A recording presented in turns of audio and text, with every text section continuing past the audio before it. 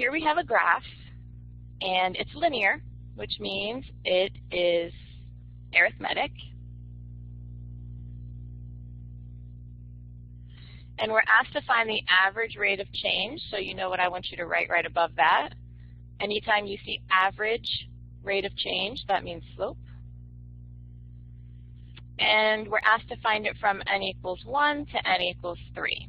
So let's find our 2 points. N equals 1 right here on the x-axis, and I go up to where I hit one of the points from my function, which would be right at this point here. So this point is 1, 2. Then I look at the other point that I'm asked to find, which is at n equals 3. Well, n equals 3 is right here. So I go up until I hit the function, which is right here. And this is 3, 8. Now, there are two ways I could find the slope.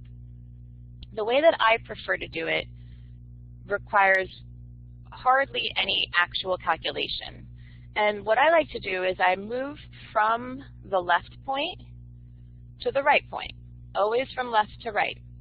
And then as I move from left to right, I'm always going to either go up and right or down and right. In this case, I go up and right to get to the next point. And now it's just a matter of counting how many spaces up I move and how many to the right. So notice that the y-axis is counting by 2's. The x-axis is not.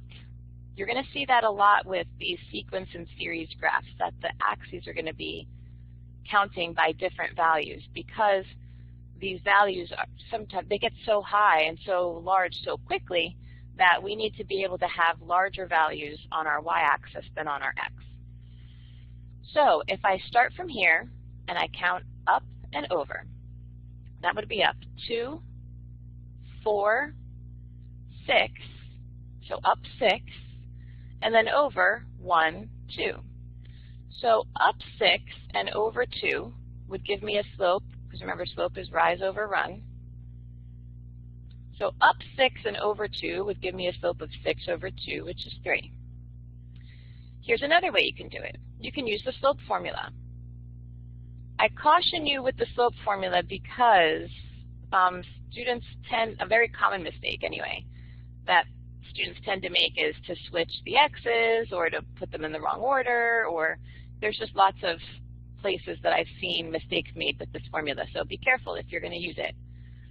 And y2 minus y1 means I'm going to do 8 minus 2.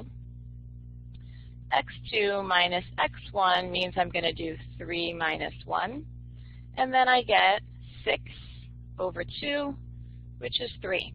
So you can see, same answer using both methods, but I think the first one is a little bit shorter and there's less room for error. Just remember that you're always moving from left to right, which should make sense because we read everything from left to right. And you're either going to go up and to the right, so it's positive, or you're going to have to go down and to the right sometimes, which would make it negative. All right, let's try another one.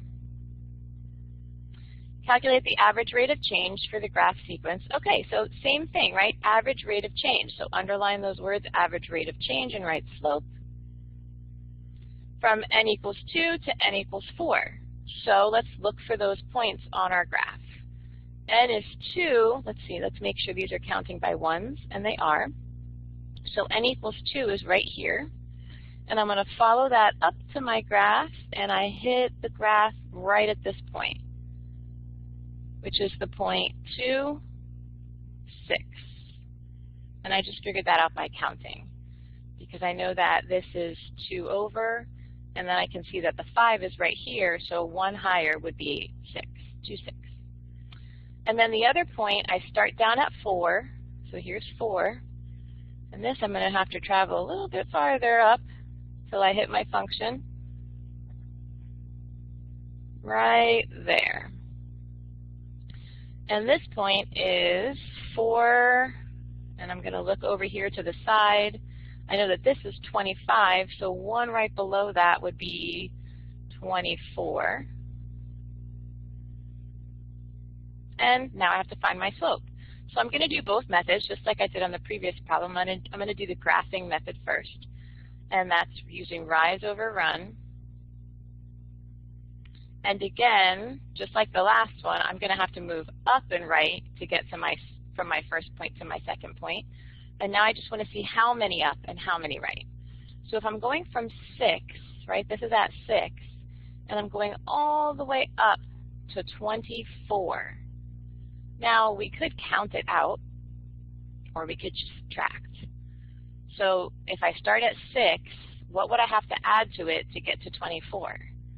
Well, if I start at 6, I would have to go up 18 spaces to get to 24. So that means I went up 18. Then to get from, let's see, right here, I have to go over. So I went, from this point, I went up 18, and now I have to get from the 2 to the 4, so I have to go over 2. And I get 9. All right, now let's use the slope formula.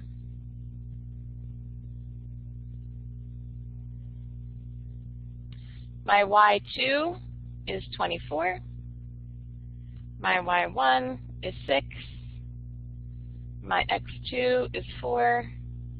And my x1 is 2. So I get 18 over 2.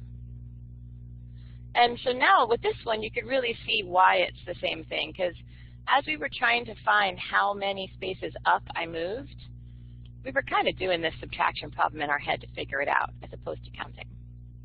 But again, same answer regardless of method, so use the one that works for you.